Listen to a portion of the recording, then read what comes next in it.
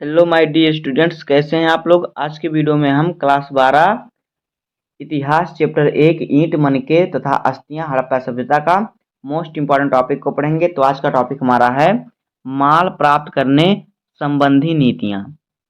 तो आज की वीडियो में इस टॉपिक को पढ़ेंगे। तो देखिए यहाँ पे हमें जो चित्र दिख रहा है ये है तांबे के कांसे का बर्तन है। तो देखिए हम इस टॉपिक को पढ़ते हैं सरल तरीके से। देखिए जैसा कि स्पष्ट है कि शिल्प उत्पादन के लिए कई प्रकार के कच्चे माल का प्रयोग होता है।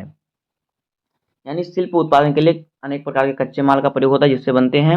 हालांकि कुछ जैसे कि मिट्टी स्थानीय स्तर पर उपलब्ध थे, कुछ अन्य जैसे कि पत्थर लकड़ी धातु जलोढ़क मैदान से बाहर के क्षेत्रों में से मांगने पड़ते थे।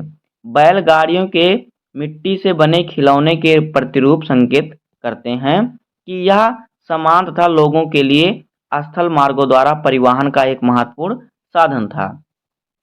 संभवतः सिंधु तथा इसकी उपनदियों के बगल में बने नदी मार्गों और साथ ही तटीय मार्गों का प्रयोग भी किया जाता था। इस माल को लाने ले जाने के लिए किया जाता था। आगे देखिए हेडिंग हमारा आ गया कि उपमहाद्वीपों तथा उसके आगे से आगे आने वाला माल। तो देखिए हड़प्पावासी शिल्प उत्पादन हेतु माल प्राप्त करने के लिए कई तरीके अपनाते थे। उदाहरण के लिए उन्होंने नागेश्वर और बालाकोट में जहां शंख आसानी से उपलब्ध था बस्तियां स्थापित, यानी वहीं पे जाके रहने लगे। ऐसे ही कुछ अन्य पुरास्थल थे सुदूर अफगानिस्तान में शोतुरघई, जो अत्यंत कीमती माने जाने वाले नीले रंग के पत्थर लाजवर्द मणि के सबसे अच्छे स्रोत के निकट स्थित था, तथा लोथन जो कि कॉर्निलियन गुजरात में, भड़ोच सेलखड़ी दक्षिण राजस्थान था उत्तरी गुजरात से, और धातु राजस्थान से के स्रोतों के निकट स्थित। यानी देखिए जो कार्निलियन था ये गुजरात में, भड़ोच यहाँ पे स्थित सेलखड़ी जो कि दक्षिण राजस्थान था उत्तरी गुजरात से है, और धातु राजस्थान से। तो ये लोग इसी के निकट स्थित रहते थे। कच्चा माल प्राप्त करने के लिए एक अन्य नीति थी राजस्थान के खेतड़ी अंचल यानी कि तांबे के लिए तथा दक्षिण भारत जो कि सोने के लिए जैसे क्षेत्रों में अभियान भेजना। आगे देखिए इन अभियानों के माध्यम से स्थानीय समुदायों के साथ संपर्क स्थापित किया जाता था। इन इलाकों के यदाकदा मिलने वाली हड़प्पाई पुरावस्तुएं ऐसे संपर्कों की संकेतक हैं। खेतड़ी क्षेत्र में मिले साक्ष्यों को पुरातात्विदों ने गणेश्वर जोधपुरा संस्कृति का नाम दिया है। इस संस्कृति के विशिष्ट मृद भांड हड़प्पाई मृद भांडों से भिन्न थे तथा यहाँ तांबे की वस्तुओं की असाधारण संपदा मिली थी। ऐसा संभव है कि इस क्षेत्र के निवासी हड़प्पा सभ्यता के लोगों को तांबा भेजते थे। क्या है, ऐसा संभव है, मतलब ऐसा लगता है कि यहाँ के निवासी हड़प्पा सभ्यता वालों को क्या तांबा भेजते थे उनके लिए। तो यहाँ पे देखिए हमें मानचित्र दिया हुआ है।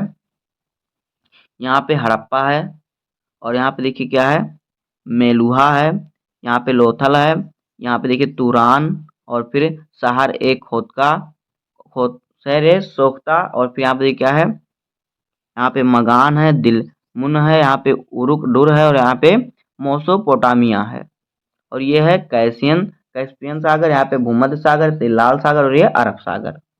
आगे देखिए आगे हमारा सुदूर क्षेत्रों से संपर्क। तो यहाँ पे देखिए क्या है, ओमान में मिला एक हड़प्पाई क्या है, मंतबान। तो देखिए हाल ही में हुई पुरातात्विक खोजें इंगित करती हैं कि तांबा संभवतः अरब प्रायद्वीप के दक्षिणी पूर्वी छोर पर स्थित ओमान से लाया जाता था। जो तांबा है यहाँ पे देखिए, ये देखिए हड़प्पा है और तांबा यहाँ ओमान कहाँ पे है, यहाँ पे देखिए तांबा जो है ओमान से लाया जाता था। कहाँ से, ओमान से। तो देखिए इसमें ओमान नहीं दर्शाया, लेकिन तांबा जो कहाँ से, ओमान से लाया जाता था। और आगे देखिए रासायनिक विश्लेषण दर्शाते हैं कि ओमानी तांबे तथा हड़प्पाई पुरावस्तुओं दोनों के निकल के अंश मिले हैं, जो दोनों के साझा उद्भव की ओर संकेत करते हैं। संपर्क के और भी संकेत मिलते हैं। एक विशिष्ट प्रकार का पात्र अर्थात एक बड़ा हड़प्पाई मर्तबान मिला है जिसके ऊपर काली मिट्टी के एक मोटी परत चढ़ाई गई है। यहाँ पे देखिए ओमानी स्थलों से मिला है। ऐसी मोटी परतें तरल पदार्थों के रिसाव को रोक देती हैं, यानी इसमें जो कोई तरल पदार्थ जैसे कि पानी भरे या कोई और चीज भरे जो ये रोकती हैं, जिसको लेप लगा दिया गया था।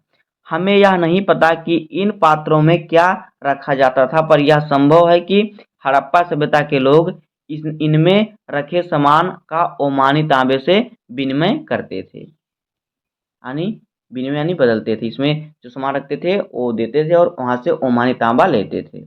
आगे देखिए हमारा क्या है, तीसरी सहस्त्रविद ईसा पूर्व में दिनांकित मोसोपोटामिया के लेखों में मगान जो कि संभवतः ओमान के लिए प्रयुक्त नाम था, नामक क्षेत्र में तांबे के आगमन के संदर्भ मिलते हैं।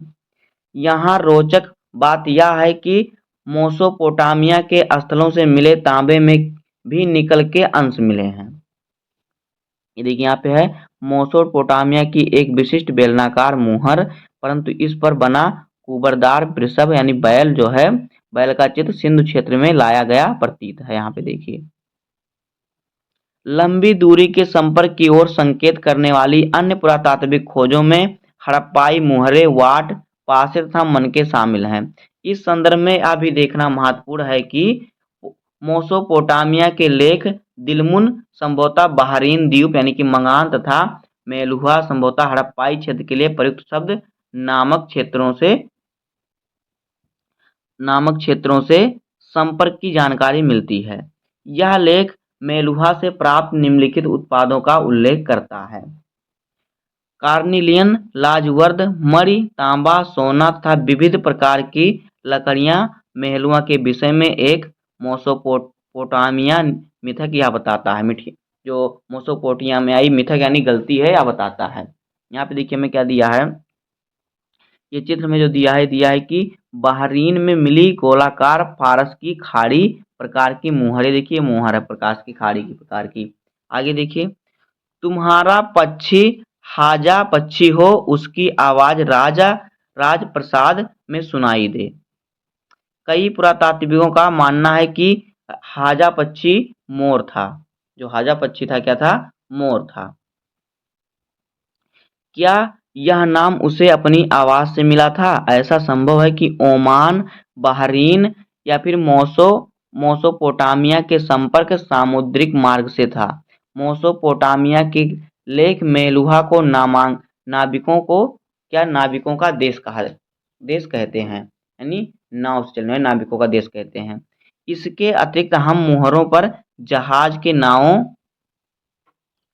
यहाँ पे देखिए क्या है, जहाज के नावों के चित्रांकन पाते हैं, यानी जहाज के नाव के चित्र पाते हैं। यहाँ पे देखिए पानी का जो जहाज होता है, यहाँ पे देखिए ये देखिए जहाज का नाव है, इसका चित्र बना हुआ है। तो इस प्रकार से हो जाएगा इस टॉपिक का वर्णन। तो यहाँ पे देखिए क्या है, कह रहा है कि नाव के चित्र वाली मुहर। तो यहाँ पे देखिए मुहर, यहाँ पे नाव बना हुआ है। यहाँ पे देखिए हमें कुछ संकेत दिए गए हैं, ये क्या है, यहाँ पे देखिए कह रहा है कि एक प्राचीन सूचना पट्ट के अक्षर, ये किसी चीज की सूचना है। जैसे कि आजकल लोग बाइक में देखिए इंडिकेटर रहता है, इंडिकेटर जाते हैं सूचना मिलता है कि हमें इधर मुड़ना है। इसी प्रकार से किसी भी सूचना की रोड पर खतरे की सूचना होती है, इसी प्रकार से सभी किसी सूचना के संकेत हैं। तो इसी प्रकार से हो जाएगा इस टॉपिक का वर्णन। तो मिलते हैं किसी नेक्स्ट वीडियो में। उम्मीद करता हूँ कि आपको वीडियो पसंद आया होगा। अगर आपको वीडियो पसंद आया तो वीडियो को लाइक कर दीजिए, चैनल पर नए सब्सक्राइब कर दीजिए, बेल आइकन प्रेस कर दीजिए, क्योंकि बोर्ड एग्जाम के हर इंपॉर्टेंट टॉपिक का वीडियो आपको चैनल पर डेली मिलता रहेगा। तो मिलते हैं किसी नेक्स्ट वीडियो में, तब तक के लिए धन्यवाद। जय हिंद।